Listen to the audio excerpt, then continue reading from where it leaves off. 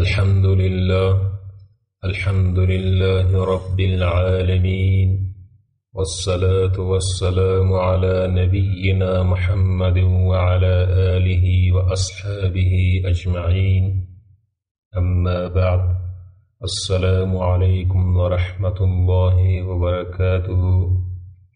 امید است که دوستان و برادران و شاگردان مکتب توحید و سربازان غیور دولت اسلامی در هر جایی که هستید جور صحتمند باشید.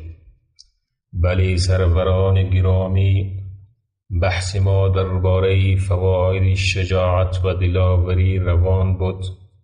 حال می آییم بحث خود را همچنان درباره فواید صفت شجاعت و دلاوری ادامه می دهیم و شاید برادرانی که در خواب غفلت فرو رفتند از خواب غفلت بیدار شوند و در راه الله متعال و دفاع از قرآن عظیم الشان و رسول الله صلی الله علیه و آله و سلم شهامت و غیرت خیش را اظهار نمایند.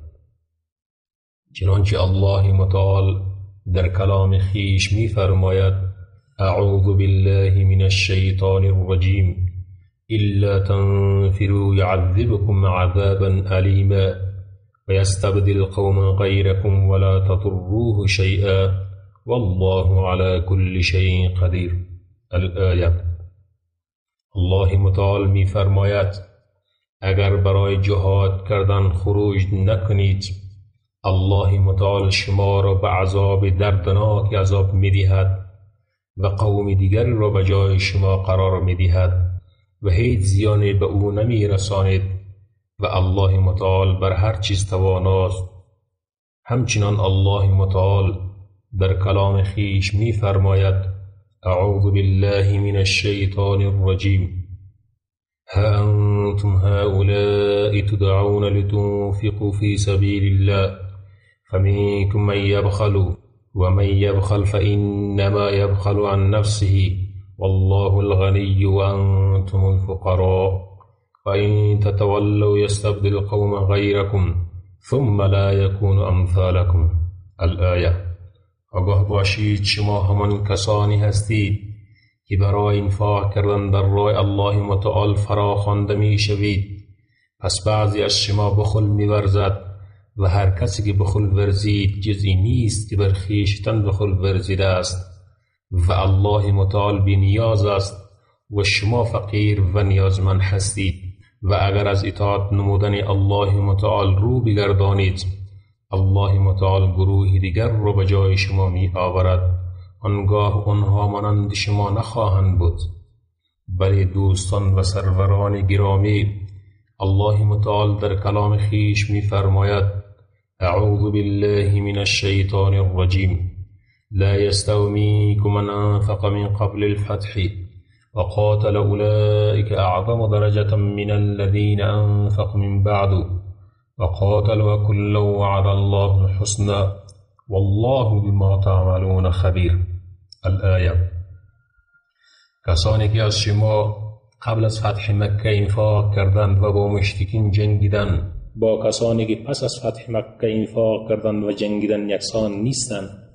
آنها مقام و منزلتشان والاتر و برتر است از کسانی که بعد از فتح مکه انفاق کردند و جنگیدند و الله متعال به هر یک وعده نیک یعنی بهشت را داده است و الله متعال به آنچه انجام می‌دهید آگاه است.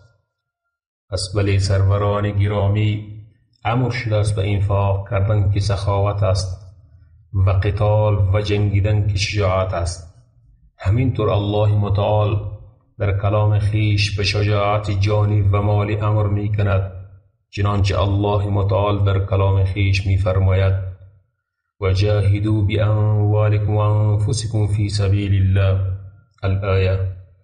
با مال و جان خود در راه الله متعال جهاد کنید. بلی سروران گرامی، شجاعت تعدادی از فضائل را جمع می کند که عبارتند از: الف بزرگی نفس، این کوچکتر شمریدن و دست کم گرفتن و تحمل نفرت است، زیرا صاحب اون همیشه خود را برای امور بزرگ آماده می کند هرچند حقیر شمریده شود.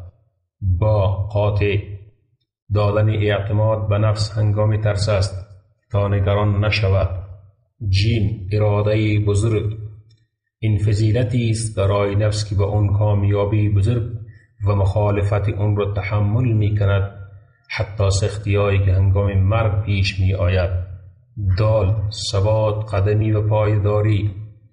این فضیلتی است برای نفس که به وسیله آن قدرت تحمل درد و مقاومت را در برابر آن در وحشت‌های خاص پیدا می کند. حلم و بردباری فضیلتی است برای نفس که با اون اطمینان حاصل می شود تا کنور نشود و خشم به آسانی و سریع او را به تکان نیاورد. سکون و آرامش. این قوتی است برای نفس تا در حالات ضرورت نفس را برای شدت تحریک نماید. جوانمردی و سخاوتمندی. این حرصی است برای انجام کارهای بزرگ و در انتظار رویدادهای زیبا. احتمال زحمت. این قوتی است که با وسیله اون حالتهای بدن را در امور حسی از طریق ورزش و عادت خوب به کار می آورد. بله سروران گرامی، این داشته‌هایی بود که درباره فواید صفت شجاعت بیان شد. در اخیر از الله متعال می خواهیم که من شما را از صفت شجاعت و دلاوری محروم نسازد.